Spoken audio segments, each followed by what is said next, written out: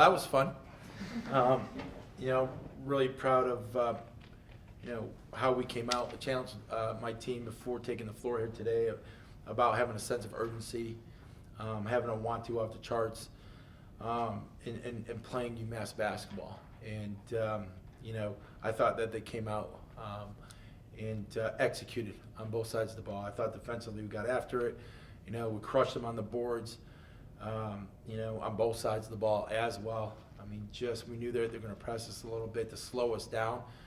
We wanted to attack it. I thought we did that, and we got easy buckets. When we needed to execute, we executed. We knew they were going to double. We took advantage of that as well.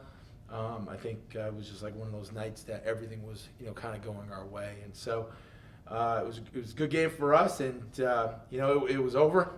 After the first 2 periods, it was. And we came out in the third and made our run, and they quit, and you saw that. And so it was good to get some other, players playing time, get on the court. Some of them still have to work out their nerves. It wasn't the prettiest basketball last 3 minutes, but it was good just to get them some minutes underneath their belt. But really proud of my team and how we played, and that's a good Maine team. That's a Maine team who went to James Madison and beat them on the road. And I know they didn't look that good today, but I think our defense and I think how we played had a lot to do with that. Questions? What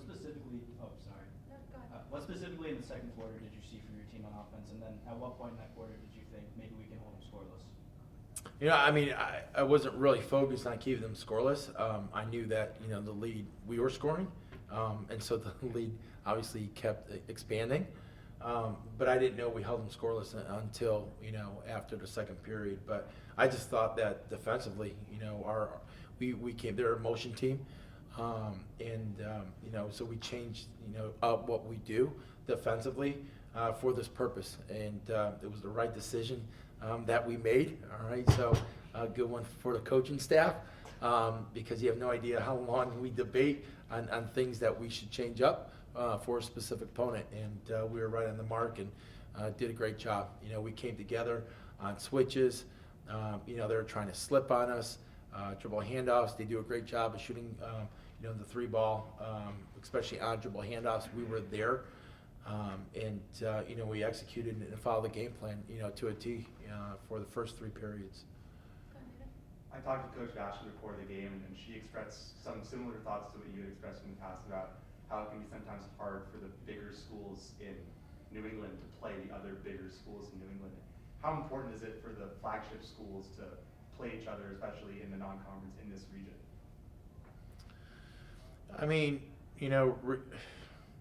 Regardless of, we're just trying to get games in New England, to be honest with you. I hate to travel all over the country to get games, but, we'll play anywhere. We'll play anyone, anywhere. And we'd like to stay, within our footprint, but, this year's a little different. As far as trying to get games, it was really, really hard for us. But, and same thing with them. I know that they struggle, because they, nobody wants to play them because on any given night, they can win. And so it's just one of those games. It's a game for a Power 5 school. Like, if they play them, well, they're supposed to win the game, right? And so when you win the game, it's no big deal. But if you lose, it's a really big deal, and we kind of fall into that same category. In that second quarter, Maine shot, I believe, was 0 for 8 from the 3-point line. Was your game plan kind of to shut down the inside and force them to beat? Yeah, well, we know. That's what they do. They shoot, 30 plus threes a game. And so, we knew that. But what we wanted to do is we wanted to take all the layups away as well. We wanted to contain the interior. They do a really good job. What happens is they get you spread out, and you're so worried about the 3-ball that then they put the ball on the floor and then they attack the basket and then they get layups. Now they're getting you, from threes, and you're giving up layups. We wanted to be there on catches, so no catch and shoots from the 3. We were there for the first 3 periods, really. And then I thought we did a great job of switching and containing the dribble penetration as well. How important was Bernard Mayo tonight offensively for the zone press? Yeah, I thought she was terrific. I think she said it when we played Tennessee. When she sees a press, her eyes light up, and she's ready to carve it up. And and she knew coming into this. We just wanted to go. We wanted to attack, and try to get one-legged layups. And I thought she did a great job of handling their pressure. With so much size on the team, how do you instill that sense of urgency to rebound in smaller guards? Say it one more time. With so much size in your team, how do you instill that sense of urgency to rebound in smaller guards like Bernaya and? Yeah, I mean, so like defensively, collectively, all five players have to rebound. So like, if you're tall, small, it doesn't matter. Like, you got to have a toughness about you. How you win championships. It's defense and rebounding, all right. And so they understand that, it's been a point of emphasis, especially after the exhibition game, and the Central Connecticut game. And so I think they've taken that to heart. But it's just a want to. And so sometimes what happens is, our guards start leaking out because they rely on the post players to get the rebound, and then all of a sudden they take off and they could go get a layup, and so, but we can't do that. We got to be systematic, and you can't take off until we secure the rebound. And I thought that the last two games we've done a really good job, and most importantly, I thought that we outworked them. We got the 50-50 balls, and every loose ball, and I mean, we were flying around, we're hustling, like all of that contributed to the points that we scored, in transition. And so I believe we had transition and second chance points, like together in the first half was like 29 points. I mean, like that's pretty good. And if we could continue to do that game after game after game, I'll be one happy coach. When, like you mentioned, you see a team quit, whether it's earlier in the third quarter or whatnot, what does that feel like? Well,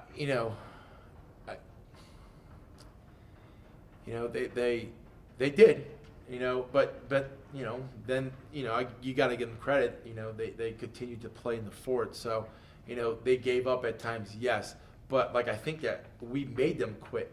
It was what we were doing, change of possession. We got out, and we were beating them down the floor, and so it was time after time after time. Like, it gets hard, and mentally, it gets deflating, and so yeah, they stopped playing at times, no question about that. But I do think that they did a pretty good job in the fourth period, executing and making some adjustments. They were screening the back of our defense, and then swinging the ball and knocking down some threes and getting, trying to, just, erase some of that lead. But the game was over, yeah. I feel like a phrase that you talk about a lot is like having a want to, and it felt there's a general message after the Tennessee game from your players, kind of talking about getting back into the gym or onto the next or building off of it. So I'm just kind of curious, it wasn't necessarily a short turnaround between Thursday and now, but coming out and kind of like you just said, having everything click tonight, just sort of what reaction did you kind of see from your players between Tennessee and tonight? Well, I just thought that their sense of urgency and their mentality was what it needs to be if we're going to continue to sustain success here and do something special. And I think that, you saw that, for periods tonight. You saw that. And there were glimpses of something special here. The way, our first unit and the way we played in the first half, the way we moved, the way we shared the ball, the way we played together, that, when you look at that, like, to me, like, I'm like, we could be special, but you got to play like that for 40 minutes, and it's got to be consistent, and you can't, you can't just, we can't be on a roller coaster ride. We got to find consistency, and you do that by having great practices each and every single day, and we've been pretty good here as of lately. But again, it just goes to show you that, like, I mean, Sam didn't have her best game, but like, you look at everybody else, we have 5 players in double-digit scoring. You have Angelique with a double-double. Sam still got a double-double, almost a triple-double. Like, I mean, she's never passed this ball, this much in her career, and so, but like, still, she almost got a triple-double. So there were like some special teams, and there were some special moments here today. against a pretty good team who's probably going to win their conference. It's hard to single out just one player because, like you mentioned earlier, everyone was playing really well. But I think we talked about Sydney in the past. She's known primarily, I think, last year as a three-point shooter, but has been working to develop her all-around game. And tonight, especially, it felt like she was really.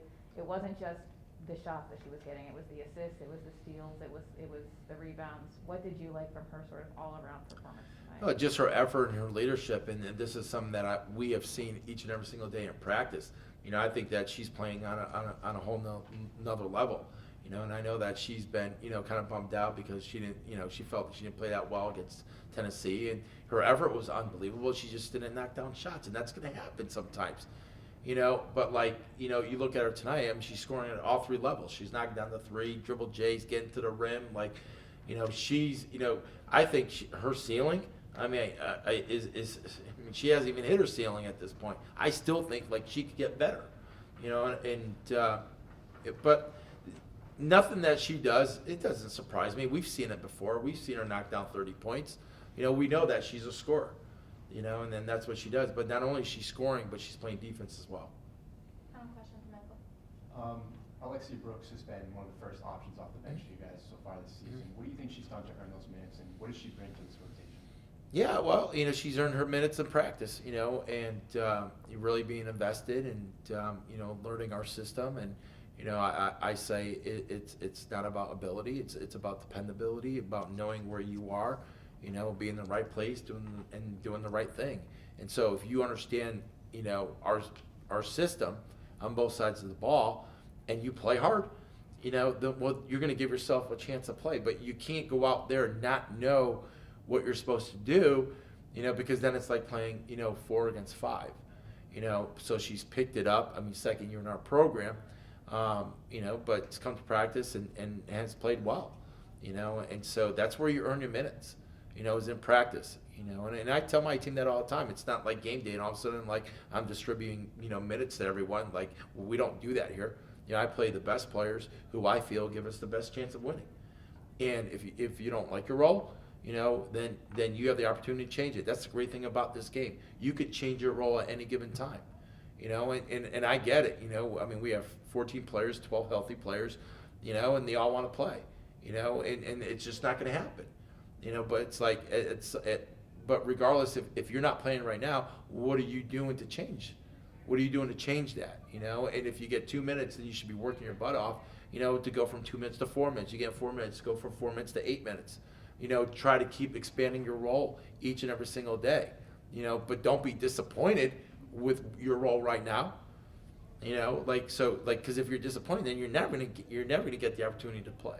And she's come into practice and she's, been coachable, and she's outworked, the other guards at this point in time. And so, and I want to say this too, go back to last year in the championship game. I mean, she was vital. I mean, Destiny Philoxy got in foul trouble in the first half against Dayton, and she came in and filled 8 solid minutes. 8 solid minutes. And so, she gets the nod, and hopefully she can continue to grow her role. Thanks, Coach. All right, thank you guys. Thank you. Thank you. Thanks, Coach. Not yet. Alright, we'll start with questions for Anderson. Go, Jacob. Either of you ever been part of a 31-0 run before? Because that's what happened today. I don't know. I don't think so. I didn't even realize it was. I didn't realize either. Yeah, they did not score in the second quarter either. It Yeah. was 24-0 in the second quarter. Yeah, we heard that in the locker room. Coach Freddie made that known, so that was a good little push from us. What do you think? Oh, you. Go ahead. Okay, what do you think was working in the second that allowed you to shut them down and also offensively to explode the way you did? I think when we started the game, we kind of just continued it all the way through. We came out second half and attacked and threw that first punch. So I think that kind of got us going, and we kind of just took that and finished the game all the way through. I feel like just being systematic on defense, sticking to our game plan, that was working really well for us, and also crashing the outboards.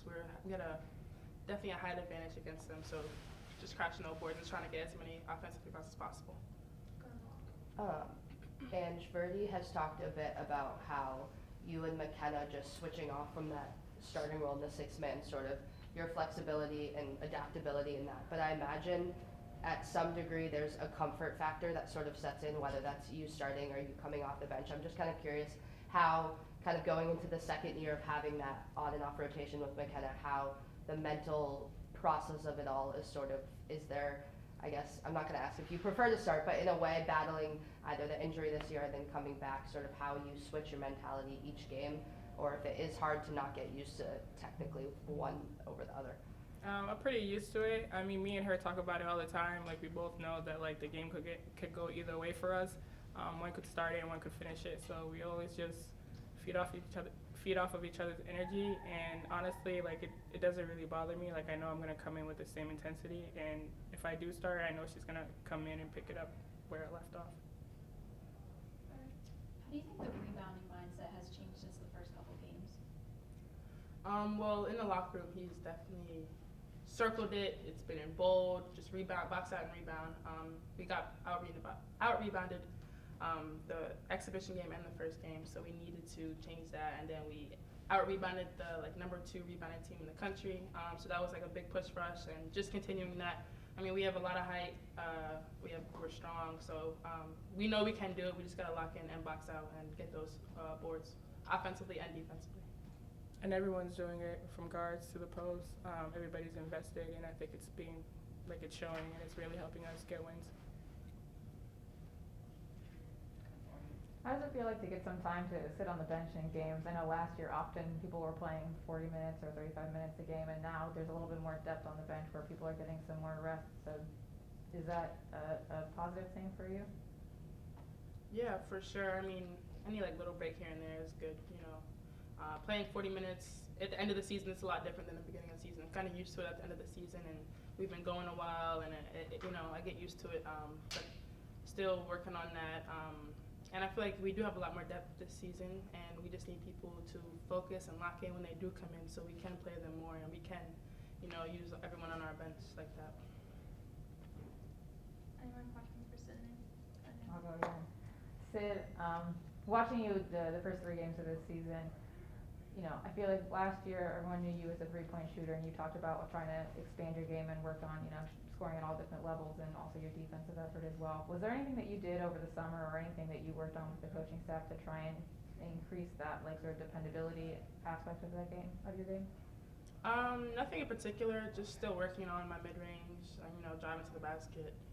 Also just looking for my teammates. I feel like I'm looking more when I am going to the basket for drop-off passes, to Ange and stuff like that, or skip outs, trying to get more assists and stuff like that, trying to be more, just cover more areas instead of just scoring. Final question. Follow up to Hannah's question, Sydney. How have you noticed your mindset change? Because your rebound numbers have shot up, your assists have shot up. How have you noticed your mindset adjust from past seasons to this season? Well, the first 2 games I haven't been shooting too well. I shot a little bit better tonight.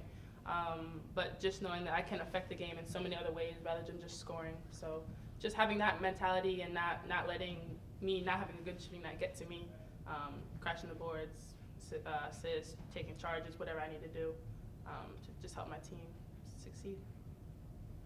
Thanks, Angela. Thank you. Thank you.